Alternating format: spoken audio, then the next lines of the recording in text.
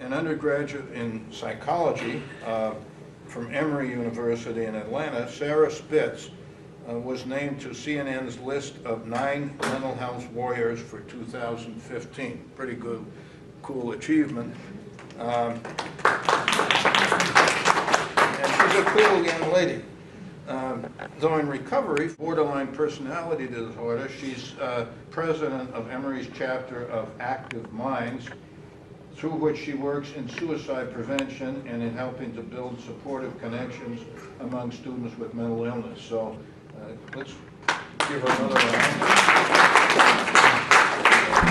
Patients with borderline are terrified that everyone close to them is gonna someday just leave them, and that is absolutely terrifying. So some people some people get really attached to other people, and then others, which was more me for a while, I just kind of didn't really want to get close to anyone because I was so afraid of, being vulnerable in front of someone and letting myself out, kind of, and so I kind of just stayed away from relationships, and so it was kind of harder to, I guess, see me as borderline because I didn't kind of meet that, terrified of being alone, or the next one, having unstable and intense relationships with other people. That's really a hallmark one. Borderline patients tend to, get into a lot of intimate relationships that become really intense, really fast. They fall in love really quickly, and then, the next day, they hate the person and they want to break up, and just such, there's just such an extreme, different set of emotions that can just happen so quickly. The next one is an identity disturbance, so kind of not knowing who you are. I guess, teenagers, all go through, an identity crisis of some sort, and, people of all ages can go through that. And I think what's interesting about BPD is that people, it's like almost, I felt like I wasn't like a real person, kind of like whoever I was with, whether it was my family, my friends, in school, I kind of just acted to kind of like fit myself into the situation. So like whatever people wanted me to be, I would be that. And so I was so different in different situations. And then I was like, well, who am I? Next thing is impulsivity in at least 2 potentially self-damaging areas. So those areas can include, drinking, drugs, spending, gambling, sex, driving recklessly, all things like that. The next one is the most, I guess, dangerous characteristic of BPD. Just multiple suicidal, threats, attempts, and also self-harming behaviors. And there's a lot of confusion just by the general public about, how is self-harm different than suicide, and there's a lot of confusion about that, so I'll go into that a bit. So the next one, emotional instability. Because we kind of react at the smallest little things when something happens, and like our emotions just kind of like flood us and become extremely overwhelming, and so it's like we can go, from really low to really high really fast, so it's hard to kind of know where we're at generally. Another one that sort of goes along with that is just feeling really empty, not knowing who you are, just being so overwhelmed by things that you just feel nothing. Next one is intense anger. So having frequent outbursts, for example, like if you're in, an intimate relationship and the other person, is supposed to come home for dinner and they're running late, and you assume that, maybe they're having an affair or something, but they're really, just stuck in traffic. You would get really, really angry about it, and even though it wasn't the person's intention to upset you or anything like that, you just kind of get overwhelmed with the anger, and either will take it out on someone else close to you or yourself. And then the last one is about being paranoid or having severe dissociative episodes. So that's where people can lose track of time, whether it's minutes or hours at a time, that just kind of go unaccounted for, because people just are not aware of where they are. And it's really a coping mechanism. When things become too painful, it's kind of easiest to just try to pretend you're not there, and kind of say I'm out in space, and I'm out in my own world or whatever. Okay. So how does borderline develop? So I'm going to just talk about this model in particular, called the biosocial model, which was mainly developed by Marsha Linehan, who is the founder of dialectical behavior therapy. And she basically said that in order to get someone with BPD, you have to have the biological component, which is the emotional vulnerability. So just heredity, being prone to a certain temperament, being extra reactive, and then the other part of that is the social aspect, which is being in an invalidating environment, which abuse and trauma in childhood is a really common predisposer of BPD.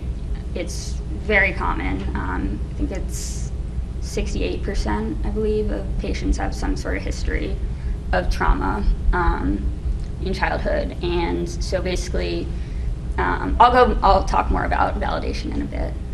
But just to explain what the specific emotional vulnerability is, it means that it's being extra sensitive and reactive and having trouble returning back to normal. So my therapist explained it as I have a slow emotional metabolism, so it takes me, if I have an extra big emotional meal or whatever, it takes me longer to kind of digest that. So sometimes something intense will happen and I kind of just will shut down and I can't process what just happened, and it takes me a day or something to be able to really work through it. Okay, so self-harm occurs in a very large percentage of people with BPD. So self-harm, it can be a suicidal gesture, but in about 90% of cases it's not. It's sometimes referred to as non-suicidal self-injury or parasuicidal behavior. So the goal is not to end up dead. The goal is to inflict harm on yourself. There's different types of self-harm. There's cutting, burning, headbanging. I forget what it's called, but there's somewhere my therapist was telling me, he works on an adolescent unit for BPD, where people puncture their skin and put an object in their skin and leave it there. So there's all different types. And the next statistic, 40% of self-harm acts occur during dissociative experiences. So that's when you're not feeling real.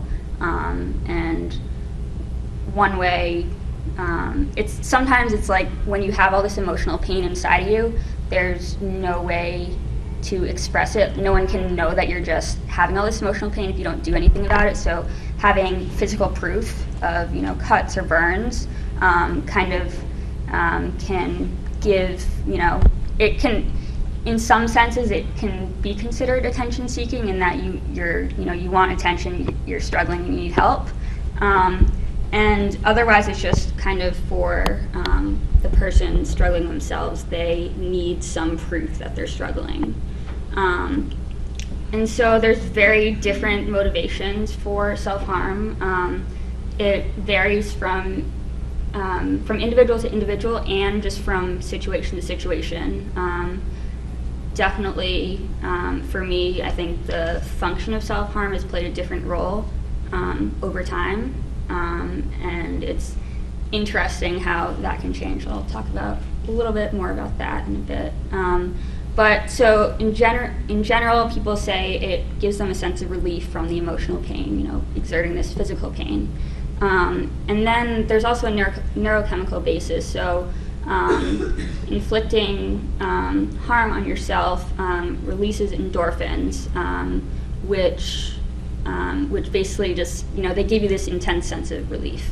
And then also self-harm behaviors can become addictive. Many people who struggle with self-harm, it's something that they have to do every day, or they just can't function. Okay. Then there are 4 stages of treatment. And so the first one, you can read it, but just moving from being out of control to being in control of behavior. And there are 4 specific targets. There's like a hierarchy of targets, basically.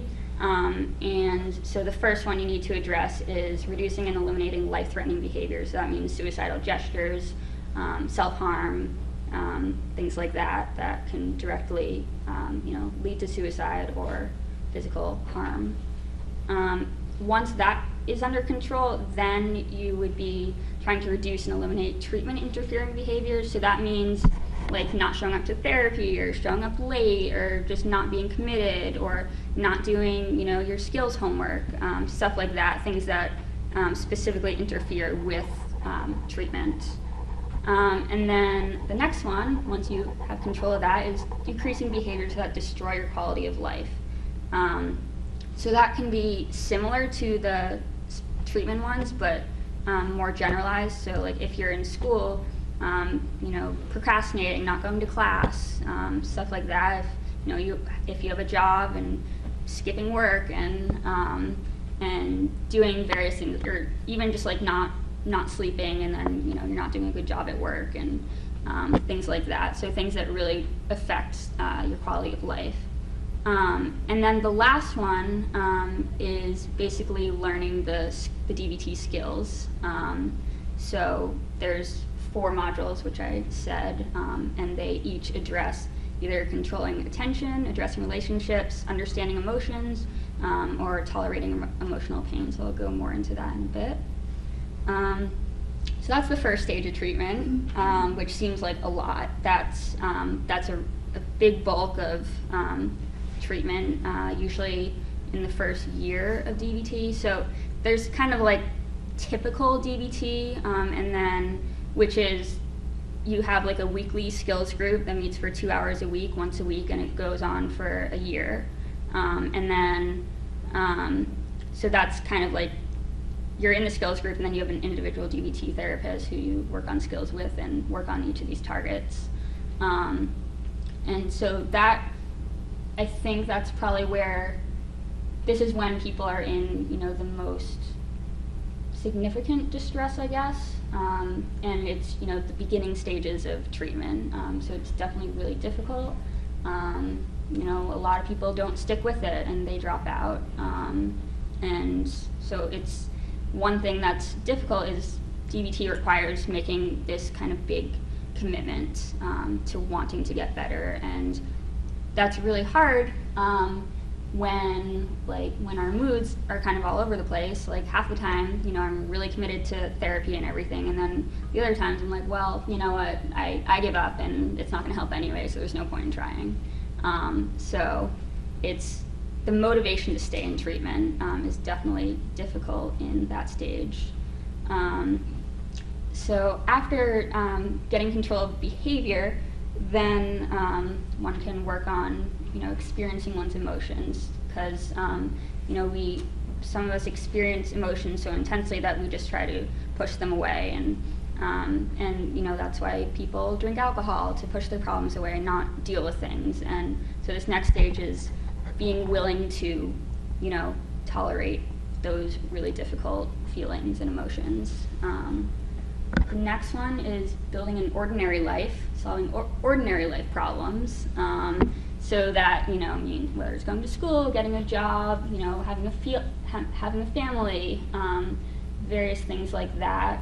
It's kind of just about, I guess, functioning in society.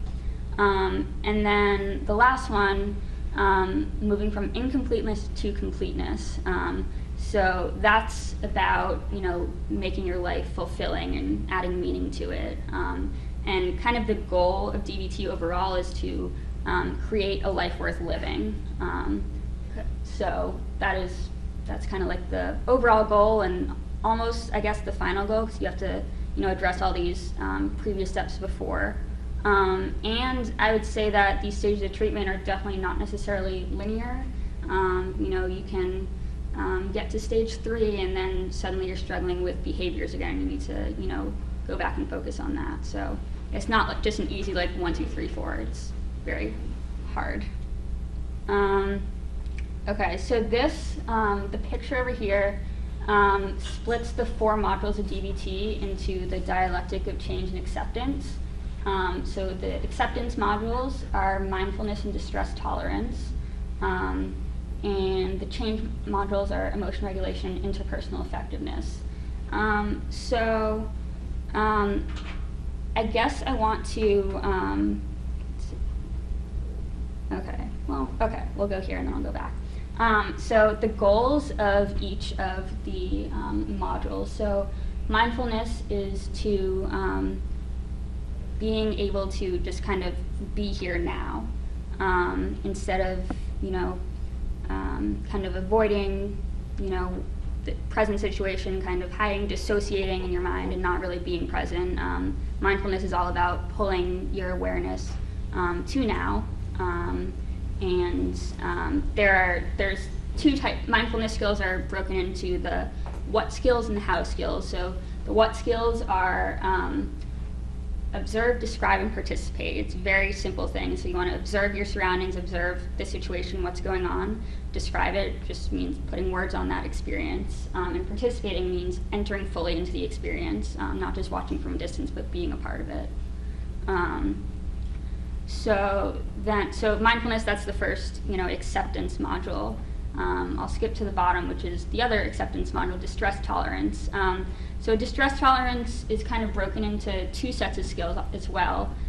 There's crisis survival skills, where the goal is to contain escalations of emotion without resulting to using target behaviors, which are what I mentioned before, whether it's suicidal gestures or self-harm, impulsivity and stuff like that. So that's one part of it, that's the crisis survival. And then the other part is the reality acceptance skills. So being able to, there's one of the really hard skills in distress tolerance, it's called radical acceptance. And it's about, accepting your current situation. It doesn't mean you have to agree with it or like it or, condone it or anything. It just means that you're accepting that it is what it is, kind of, and that's kind of how you can get out of suffering, I guess, because there's an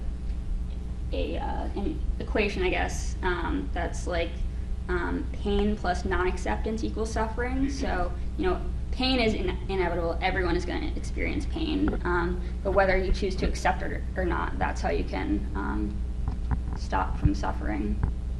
And then the 2 other modules, interpersonal effectiveness, has 3 main goals: asking for what you want and need, maintaining effective relationships, and maintaining your self-respect.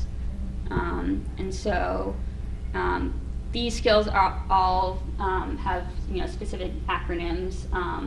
So let's see, I'll just give an example of the first one. So the skill is called Dear Man, for asking for what you want or need. So D is describe the situation. E is express your emotions about the situation. A is assert, so assert what you're asking for or what you want. whether, you know, you're asking someone to stop doing something or you want someone to do something for you. And then R is reinforce, so kind of let the person know what's in it for them. You know, why should they do this for you? What are the benefits for them? And then the man part. So M is stay mindful, and A is appear confident. You don't want to, you know, be all, you know, I don't really know if I need it, but you know, so really just, you know, being clear with yourself of what you're asking and not being afraid to just, you know, be direct about that. And then the N is negotiate. So, you know, don't set your expectations so high and not be willing to accept, you know, a compromise from the other person. So that's just an example. Emotion regulation. So the goals are understanding and naming emotions. You know, there's a set of core emotions kind of that's been proven in research that everyone, regardless of culture, experiences, and that comes from just looking at facial expressions. So there's research where, you know, a smile, everyone smiles, and that means that they're happy. And then so it's called joy, sadness, fear, which includes anxiety, jealousy, envy, which are differentiated slightly, shame, guilt, anger, disgust. Okay, so now I'm going to talk about different treatment options. Acceptance and change. So accepting who you are and what you're struggling with, while also, you know, wanting to get better and change that. Okay, so I guess up to this point, are there any questions about DBT, BPD? Yes. I thought a lot of the contributors to borderline personality was child abuse. Mm-hmm. Yes. So you want me to like expand on that, or? So the abuse factors into the invalidating environment. So my personal experience, I don't consider myself to be a victim of abuse, but nonetheless, my experiences growing up, both my parents worked full time, so they were kind of, you know, never around. Like, we were, both my brother and I, we always, you know, went to after school programs, and we were there until, you know, we were always the last ones to get picked up. And so I always kind of felt like a burden, and, you know, it was difficult for, I felt bad that, you know, I was putting this extra pressure on just my parents. They were so stressed out from work, and then they had to come home and, you know, deal with us. Go ahead. I have a question. Sure. Go ahead. Or did you answer hers, or? Not fully, but. All right, when you're done. Okay. So then the other piece of that, both of my parents, my dad is a software engineer and my mom is an accountant. So they're both very numbers and science-y focused, and they never expressed any emotions. They didn't know how to. So I grew up learning that you're not supposed to express emotions. You're not supposed to cry. You're not supposed to be angry about anything. And so when I was very sensitive, so I, you know, experienced sadness, and I would cry, and then I would feel ashamed of feeling that way because I wasn't supposed to, because, you know, I would get laughed. My dad would laugh at me if I was upset about something that, you know, I shouldn't be upset about. So kind of just learning that it's kind of like learned helplessness. I wanted to express emotions, but I was told, don't do it, don't do it, don't do it, until when I was in high school, I got to the point where my emotions were everywhere, that I kind of exploded. So the emotional vulnerability and the invalidating environment goes to the abuse. Also, I mean, in relation to the abuse, that's where a lot of the dissociative symptoms come from, that can just be so painful to tolerate, just kind of being, you know, in the present, that people dissociate. And, you know, PTSD does have a lot of overlap with BPD in terms of the trauma. So a lot of the symptoms are similar. Yes.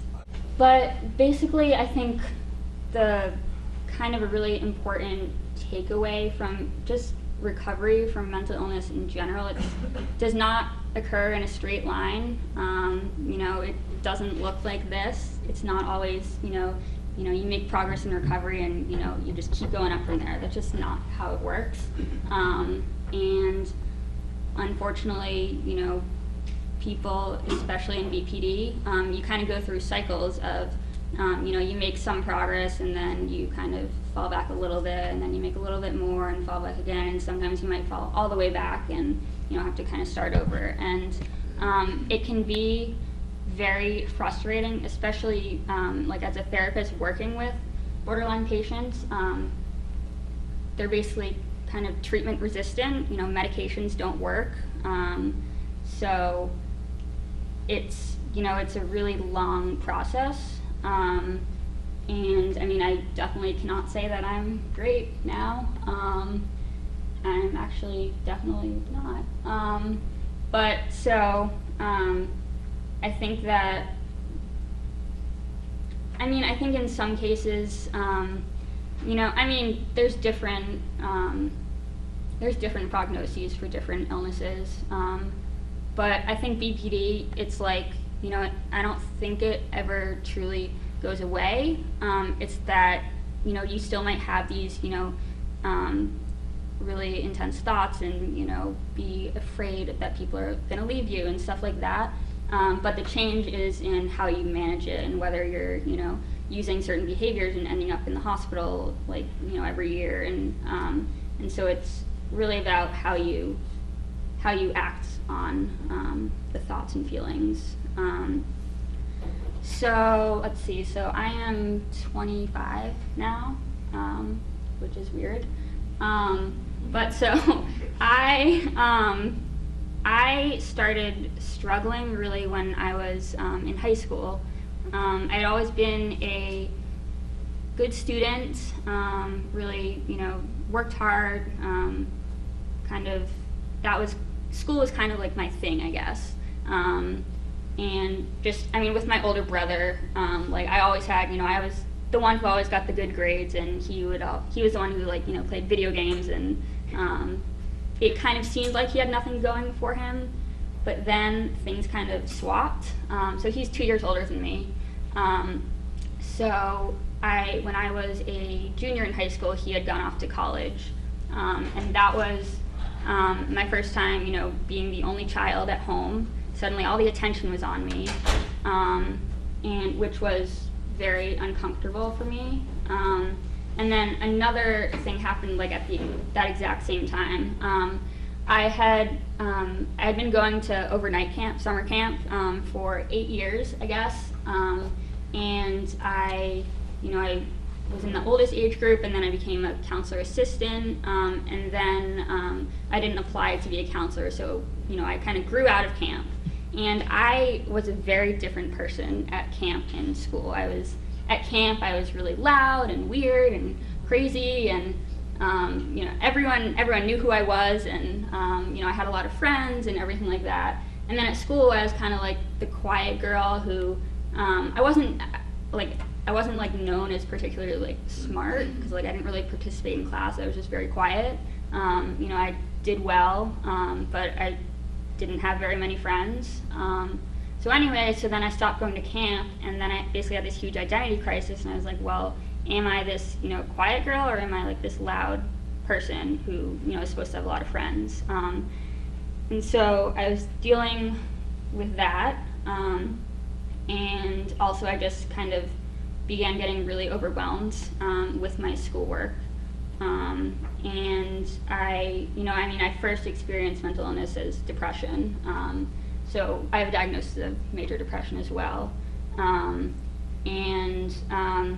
So into my junior year of high school, it's kind of when I, you know, first started realizing that I did have emotions. You know, I'd grown up with emotions being suppressed, and then suddenly I like realized that I had all these really intense emotions, and they kind of, you know, came out of this sort of identity crisis, and like just not knowing who I was, and chronic feelings of emptiness, and being really confused about who I was. Also, I went to, you know, I always went to public schools, But the town I grew up in was very competitive. It seemed like everyone was really good at something, and I never had that one thing that I was, really good at.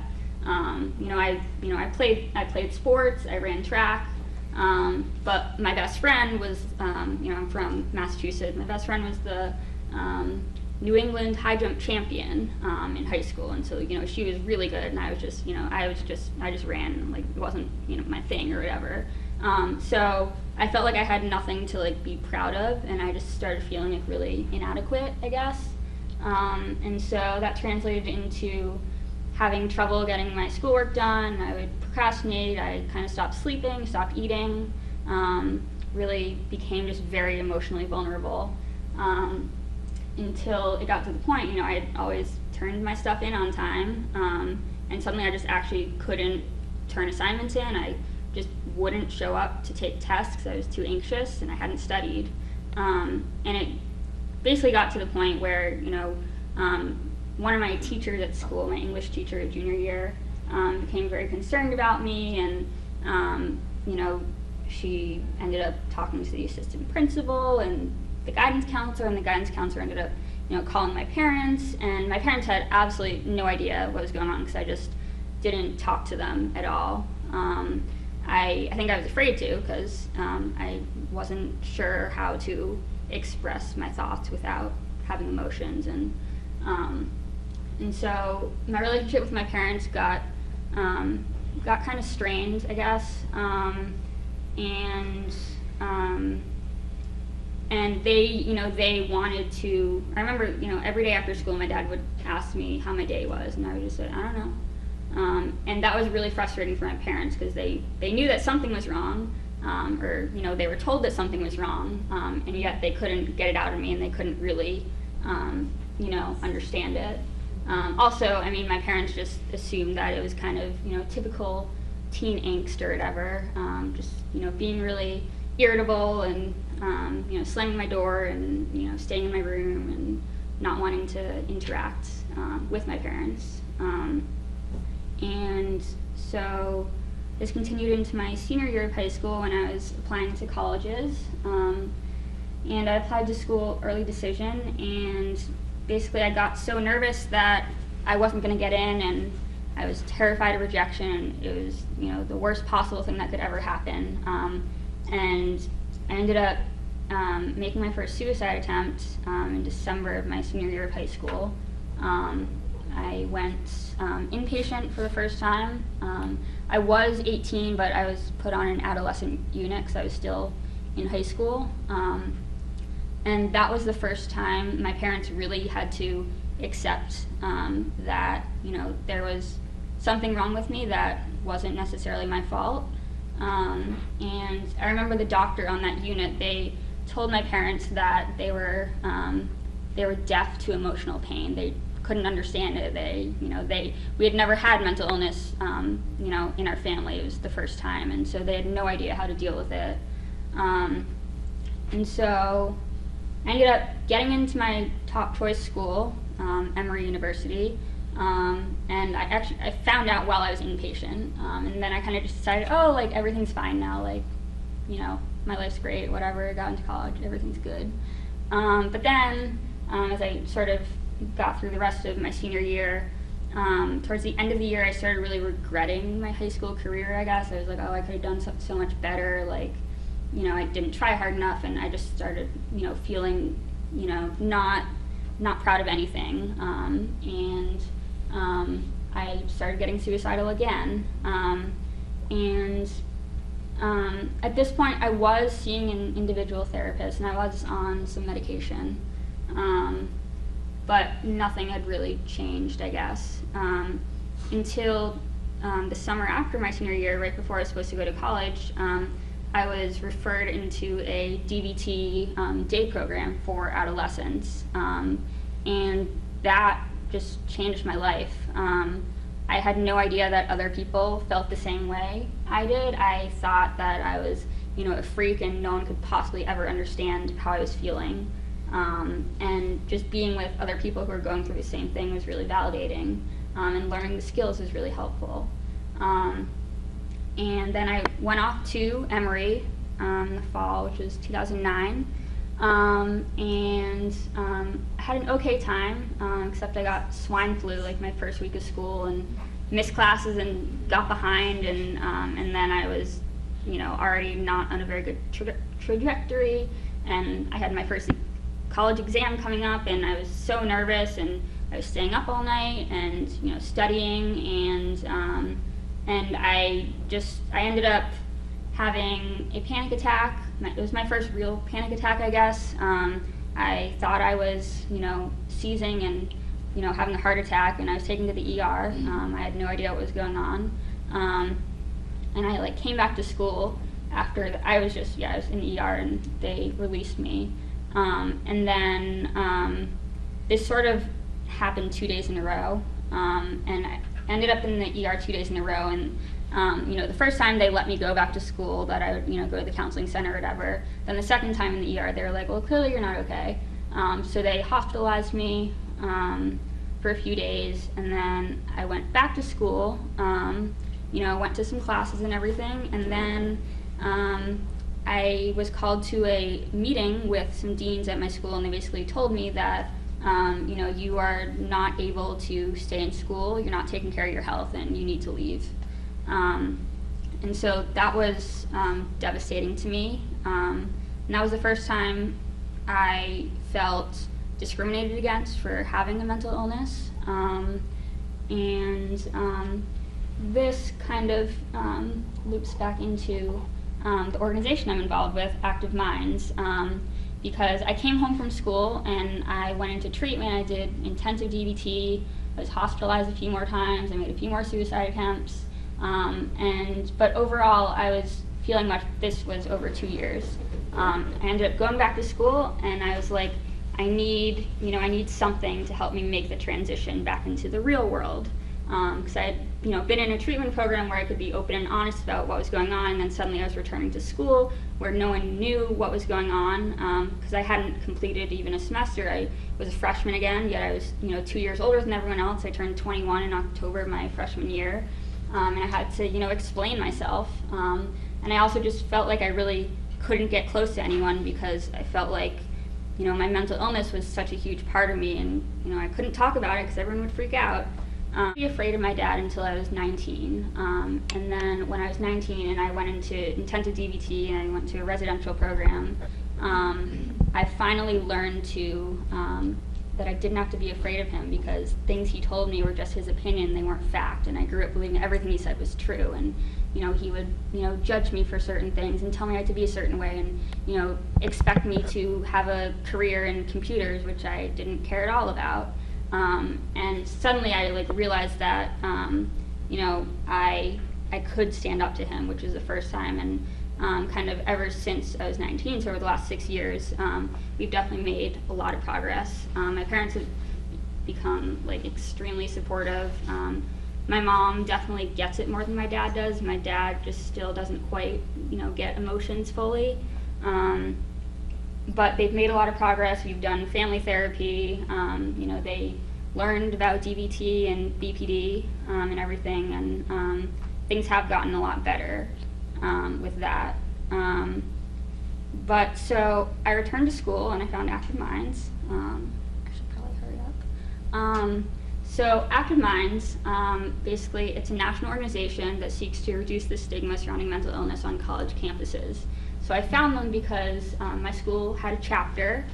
There's over 400 chapters at schools across the country.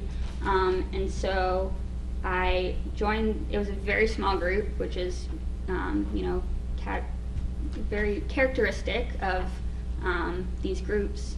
People are afraid to be a part of them because they're afraid people will judge them if they know that they're associated with something that has to do with mental illness. But I found this group of students, and the whole idea was to spread awareness and educate our peers about how common mental health disorders are, and encourage people to, reach out for help, and, encourage people to just talk about, what they were going through. And that was extremely helpful to me in, learning that, I did have to I mean, I had to open up slowly. I couldn't spill everything at once, you know, to my peers and stuff, because that would freak them out if I told them, oh yeah, I tried to kill myself 3 times, or, so, you know, it was definitely a process, but being involved with this group, and I met other students who were really interested in, you know, combating stigma, and, you know, a few of them had also struggled, and it was just a really important community that I became a part of. And so, so basically Active Minds, you know, they have a national office which is located in Washington, D.C., and then they have all these chapters. So I first became involved at Emory, and after 2 years, a year, I became a member of the National Student Advisory Committee, which was comprised of 15 students from schools around the country. And basically we had monthly conference calls with the staff members in the national office, and you know, we were kind of like their liaisons to telling them what programs worked and what didn't, and what we needed more help with and stuff like that. And currently, I still have not graduated yet. I am kind of fast forwarding a lot, but at this point I'm now on my 3rd leave of absence from school. I have completed 3 years, and so I have 1 year left, but I think that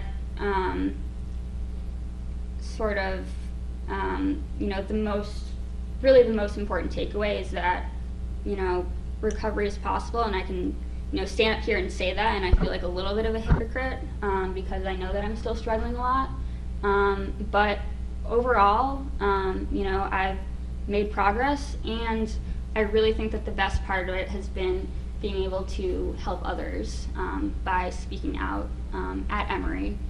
So these are just a couple of pictures from some different events we've done at Emory. In the top left-hand corner was something we did for Eating Disorders Awareness Week. You know, we took apart, people were just, you know, coming out to the quad, like wondering what was going on, and, you know, we could explain that this is something we need to talk about so people don't just become a statistic.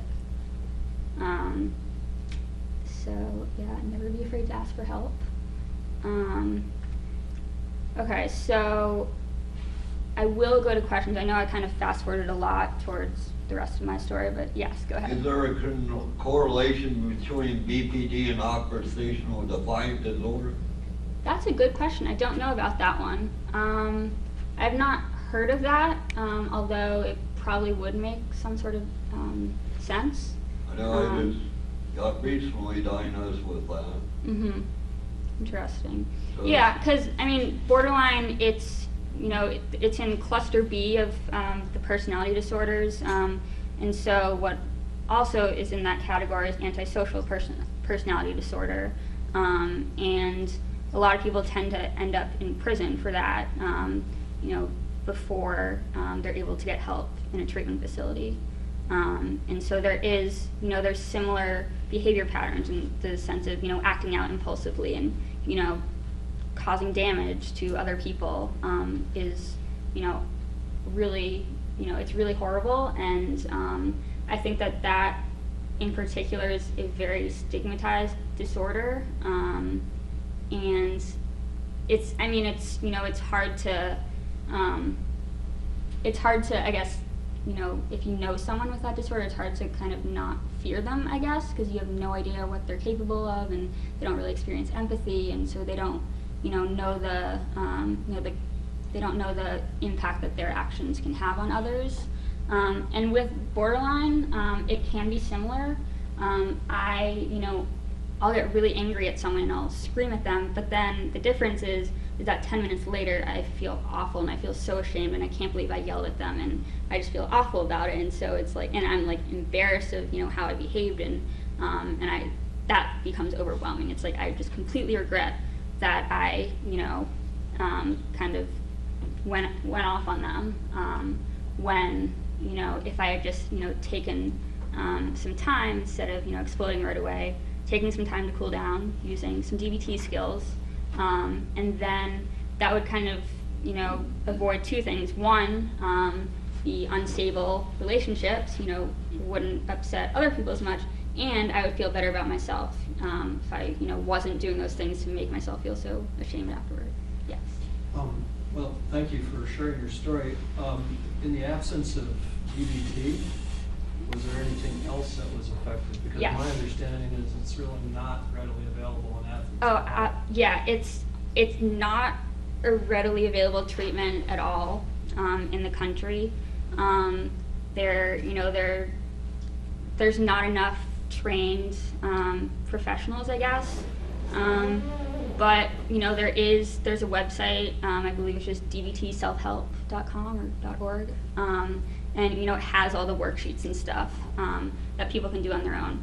Also, though, I've done a lot of DBT, but I am still struggling a lot. I'm still on leave from school, and I have tried other things, and my main, I guess, like the main thing that I'm doing, I guess, like DBT isn't a huge focus for me anymore. I guess I'm doing more CBT stuff, but really also just becoming, taking initiative for myself and being accountable of my own actions, and using introspection and just kind of looking in and realizing how my worldviews create such distress for me. And sure, so you can practice the skills on your own, you can challenge your distorted thoughts, but I think one really great thing about DBT is the group setting, where you're around other people going through similar things, but there are alternatives out there. There's support groups. You guys have some, and so it doesn't need to be necessarily a specific DBT group. There's a lot of reading you can do on your own, and also it's just really kind of being able to get, I guess, loved ones and those who support you kind of all on the same page, and what other people can do is pretty much like the most important thing, I think, is just validating their experience. For my dad, like, don't tell me that I'm not supposed to be upset about something. Say, I'm sorry, like, I recognize that you're upset and I'm sorry you're feeling that way, instead of you shouldn't be upset. So like little things like that can help support people, and just really encouraging people with BPD to be honest about things, which can be difficult, because I know, for example, like my mom gets really worried about me and I feel awful about that, so I don't want to let her know when I'm struggling so much, so I like kind of keep it to myself so I don't worry her. But definitely, like, being close to someone with BPD, it takes a huge tax on you as well, because it really is, it's like an interpersonal disorder as well. It affects everyone around you, and I honestly, I personally can't imagine living with someone who also had BPD, or like, I give my parents so much credit, I give my therapist so much credit. Like, I can't imagine how frustrating it must be, for both of you, the one struggling and the one seeing the person struggle and struggling themselves because of that. And so, I think, DBT isn't, necessarily the end-all be-all, like, that's the cure. There are different, steps everyone can take. Yeah. I'll make an observation. Yeah, I think at one point you were pointing out that your work with Active Minds was almost like therapy, right? Yes, it felt amazing.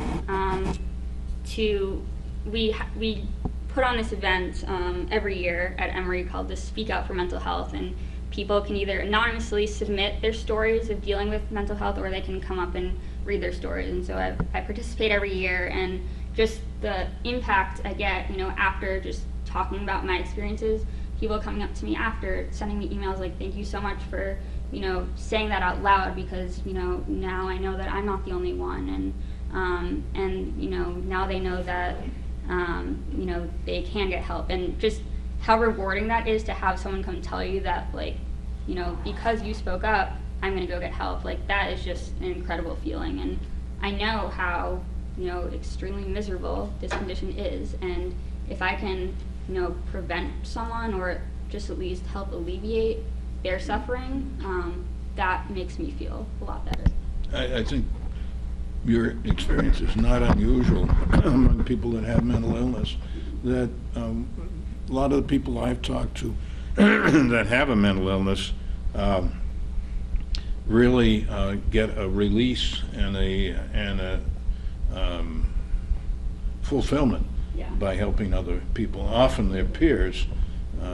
We have a wonderful man in Athens, who everybody knows, Milt Greek, who schizophrenic, who had quite a long journey to recovery. But one of the things, once he was recovering, one of the things he did was to do little acts of kindness to as many people as possible. And I think that was a big part of his therapy. But I think one of the things that, well, I've said it. So, I mean, that's actually a DBT skill. It's called contribute. And, it is supposed to, improve your mood and just help, you feel more fulfilled to know that you're helping others.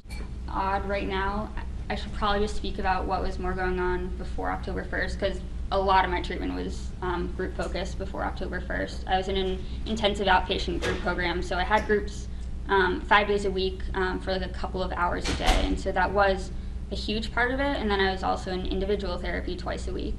Now I'm in a different situation, but kind of in a transitional place, I guess. So I don't really know what I'm expecting, but right now, I'm not doing any groups, and it's just individual. So, it varies. I think groups are really most effective at the very beginning when, you feel so alone, and you can be around other people, and you're, learning the treatments together is a huge aspect. So, at this point, through several years of treatment, I know I'm not alone, and I know that other people struggle, and so it has a lot more, I think, to do with, really dealing with what's inside me, I guess. So, groups are, I think, helpful to all. I feel like that's kind of how personality disorders go. It's kind of hard to, be willing to admit or accept that there's something fundamentally wrong with your personality style, and so saying, oh yeah, there's nothing wrong with me, I'm fine. And I think, there are different manifestations of BPD where sometimes it really affects the person. At one point, I was briefly diagnosed with bipolar, which is really common for people to first be diagnosed with bipolar and then realize that it's BPD. And kind of the main difference, it is interesting because, bipolar is a mood disorder, borderline is a personality disorder. But the real main difference between the two is that both experience the extremes of moods, but BPD experiences it over a shorter period of time. Hour to hour, moods can go up and down, whereas bipolar, you go through a manic episode of about at least a week, or a depressive episode, and so it's slightly more elongated, although there is rapid cycling in bipolar, but really, but also bipolar is very helped by medications, whereas BPD isn't. So that title, borderline personality disorders, has always bothered me because I think it's sort of a dumping ground. It used to be a dumping ground, right. Well, this one isn't schizophrenic, this right. bipolar. Yeah. Right. Originally, borderline personality disorder was coined because it was thought of to be on the borderline of neurotic and psychotic. Yeah. And turns out, that's not actually a very good definition of it at all, and it tends to be more harmful than helpful. Yeah, right. That's the new thing. Marshall Linehan really likes emotion dysregulation disorder, because at its core, it's about emotional instability. Okay, yeah. Would that be the best type label you would like for that? Mm-hmm. Well, you wouldn't like labels, but right. But rather than borderline personality. in some senses, I guess I kind of like borderline because you don't really know what it means. Like this, you know, you have no idea like borderline between what and what, you know. So in some senses, it's kind of, you know, if people don't actually know what it is, it's kind of like, you know, keep it on the DL. But yeah, no, I mean that's a good point. It doesn't, you know, accurately reflect the diagnosis. So, and I think emotion regulation does, you know, fit it a lot more. But I don't know how I would feel about saying that I have emotion regulation disorder. I don't know. Have to think about that. Well, if Marcia, on the other Right. hand, likes it, it's gonna, Right, that's gonna yeah. be the name Yep. before too long. Yeah. Yeah. Are you the quiet girl or the loud girl? In general, I'm pretty shy and quiet, and I mean, I'm definitely an introvert. Like when I'm with like my closest friends, like yeah, I can be a little interesting. Well, I just want to thank you and encourage you because what you're doing is so valuable and so important. So just keep getting stronger and stronger. Just thank you. Thanks. I think, oh, not good.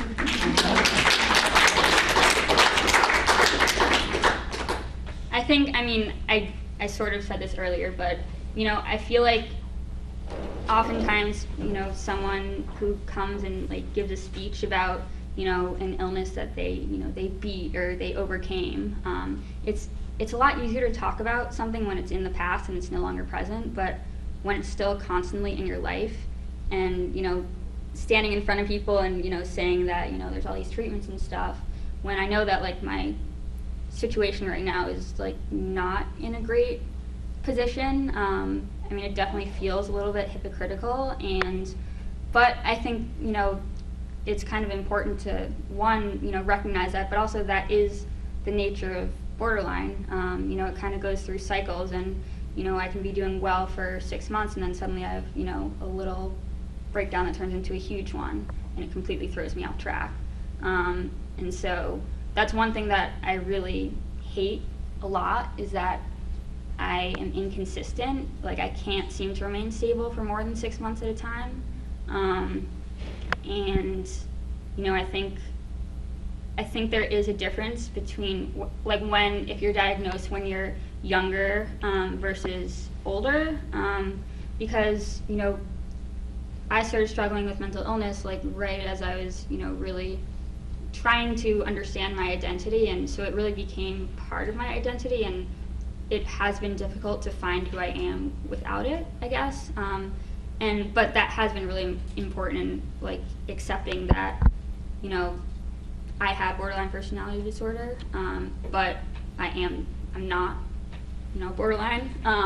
You know, it's just one part of me, and so that has definitely been hard. But yeah, I don't know. I mean, like, if I'm being like completely honest, like, I don't know if I should, because it's probably gonna throw people off.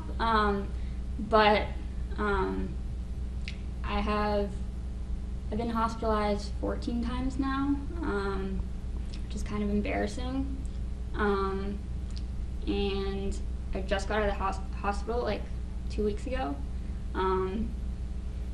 So it's a lot of waves. You know, I can pretend I'm, you know, really confident and, you know, doing great things, and other times it's like, well, the reality is like, it doesn't actually feel like that. So.